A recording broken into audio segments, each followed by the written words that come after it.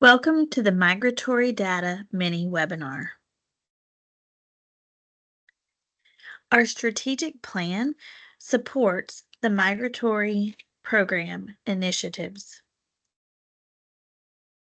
On our agenda today, we'll be doing a quick overview of the Migrant Education Program, including some of the most common acronyms like the COE and the QAD, the TN Migrant website, occupational survey and individual needs assessment, and then service codes descriptions and data collection protocol. We'll also look at identifying and flagging migratory students, suggestions to improve data quality, and contact information.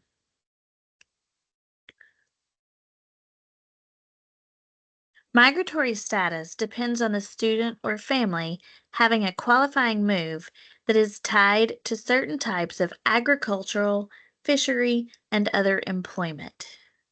The State Migrant Education Program, or MEP, contractor, on behalf of the department, issues a certificate of eligibility, also called the COE, to certify students as migratory when they have qualifying moves. Migratory students are eligible for migratory services for the 36 months that follow the qualifying arrival date, or QAD, although services typically continue through the completion of a school term. Students who are eligible for migratory services in 2024-25 have QADs that are September 2nd, 2021 or later.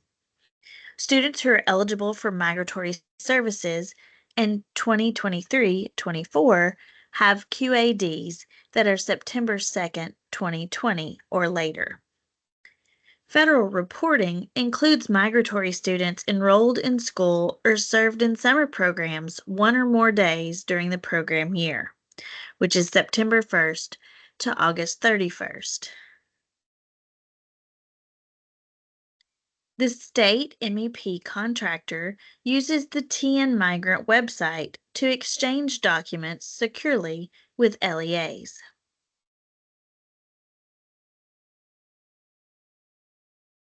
At the beginning of the school year or at the time of enrollment, families complete an occupational survey. Within 2 weeks of enrollment, the school collects and reviews the occupational survey. If the response to question 1 is yes, school staff review the form for completeness, use information in the LEA Student Information System to address gaps, like phone number, address, email address, etc., and forward completed forms to the LEA Migrant Liaison.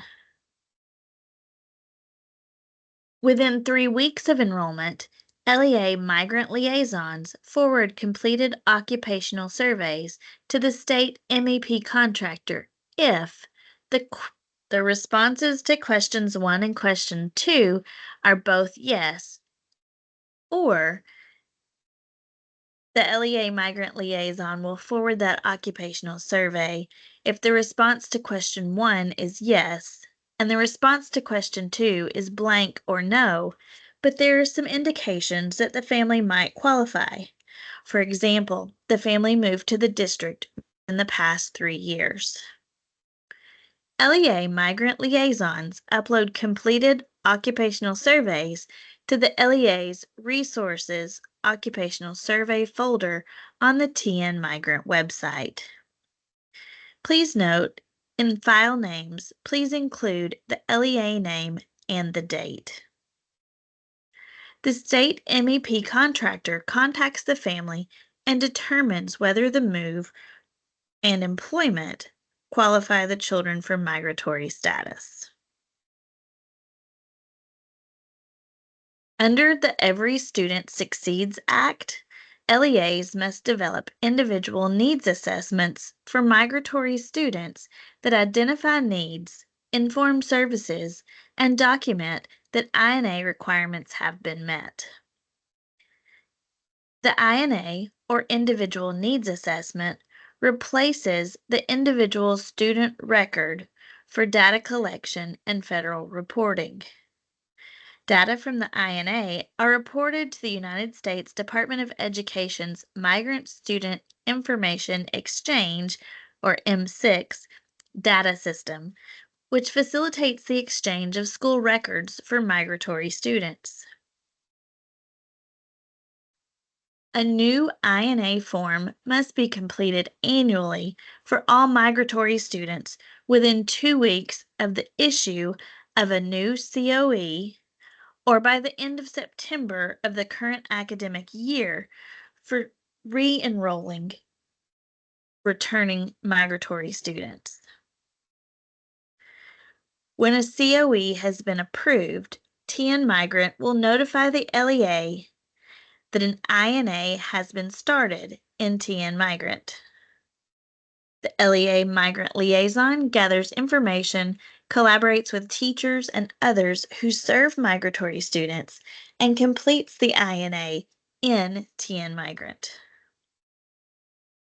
The LEA Migrant Liaison is required to complete a new INA at the beginning of each school year.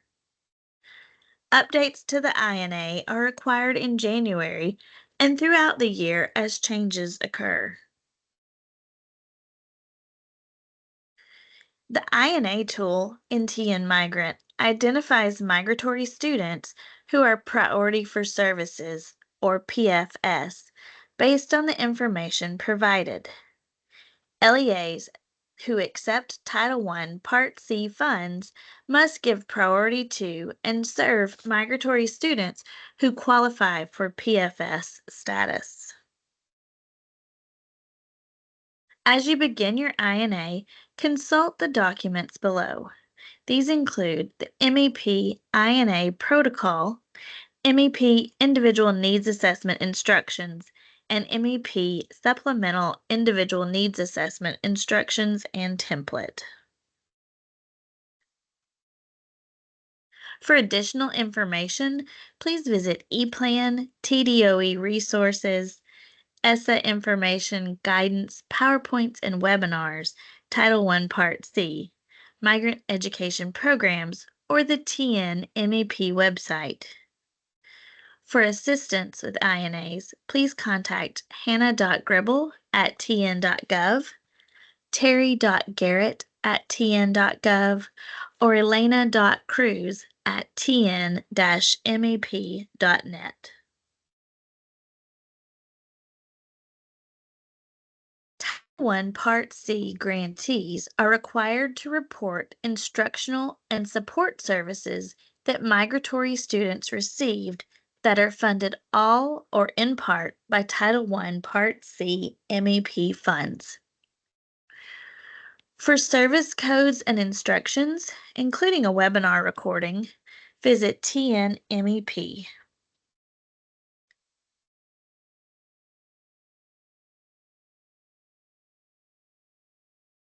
Identifying and flagging migratory students in the Student Information System requires 4 steps. Step 1, review the migratory student list posted monthly in the TN Migrant website. Step 2, enter the Migrant I student classification in the Student Information System. Step 3, upload the Migrant I student classification to the Education Information System, or EIS. Step 4, check your data in EIS. Before flagging students as migratory in your Student Information System, or EIS, log into the TN Migrant website. Go to the district's Resources folder. All files will be shared in this section. Review the Migrant Student List Excel files, which are posted monthly. Pay close attention to the Action Needed column, the rightmost column. If you do not see a migrant student list in your TN Migrant Resources folder, no migratory students were enrolled in your LEA during the school year. This slide provides a sample migratory student list. The next slide explains the action needed column in each row.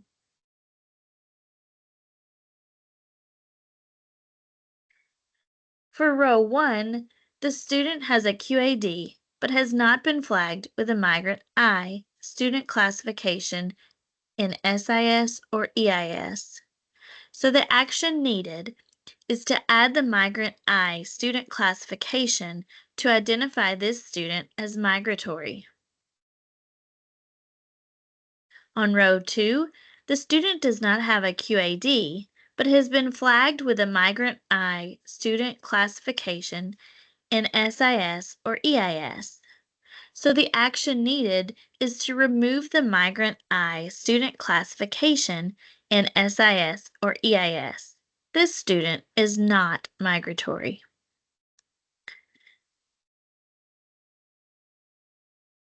In row 3, the student has a QAD that falls within the eligibility period and has been flagged with the migrant I student classification in SIS or EIS. So the action needed is none. The migrant I student classification is correct in SIS and EIS.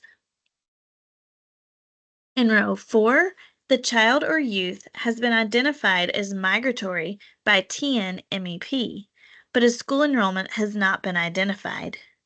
Check enrollment records to determine if the student is enrolled in the district. The action needed is just to check the enrollment records to determine if the student is enrolled.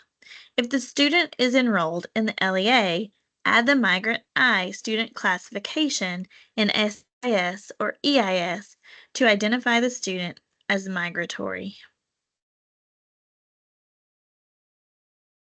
As discussed on the previous slide, add or remove the migrant I student classification in your student information system for each record with an add or remove entry in the action needed column in the migrant student list posted each month on the TN Migrant website.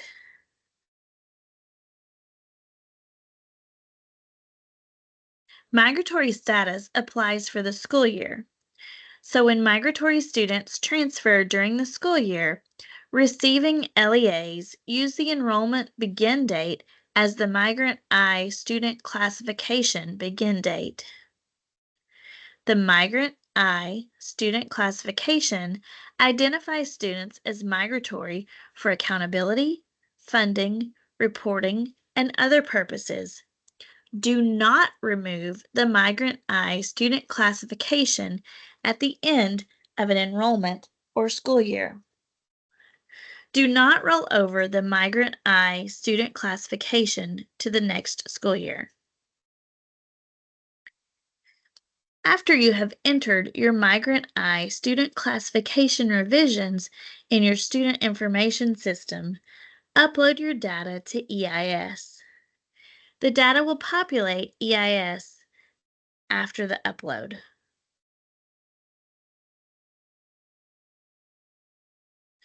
Step 4. Checking your data in EIS. Log in to EIS as an LEA or school user.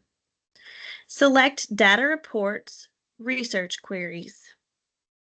Select the Student Classifications Research Query. Select Student Classifications and Migrant I. Year pre-populates as 2024 for the 2024-25 school year. To run the query, select View Report. To download in CSV or Excel format, use the file icon to the right of Find Next. The research query results include a record for each student flagged with the migrant I student classification. School and student identifiers are on the left. The migrant I student classification is on the right. Migratory students are part of the economically disadvantaged subgroup because they are categorically eligible for free school meals due to their migratory status. Please do not code migratory students with a direct certification of economic disadvantage, J, student classification, in addition to the Migrant I student classification, unless the students meet the qualification for the J code through direct certification for SNAP or TANF benefits or local identification.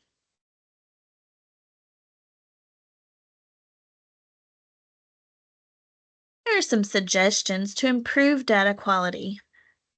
Regularly collaborate with attendance, early learning, EIS, federal programs, or other colleagues to ensure that your data are coded properly.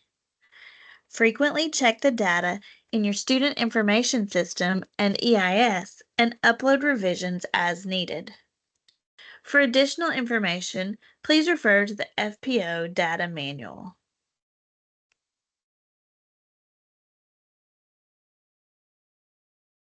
For questions about the migrant program, please contact Hannah Gribble, Title III and Migrant Education Program Grant Manager, Terry Garrett, Consultant for the Tennessee Migrant Education Program. For questions about migrant data and coding, please contact Trish Kelly, FPO Data Manager. For questions about the TN Migrant website, please contact Elena Cruz. For EIS errors and restaging problems, please contact the District Technologies Support Team.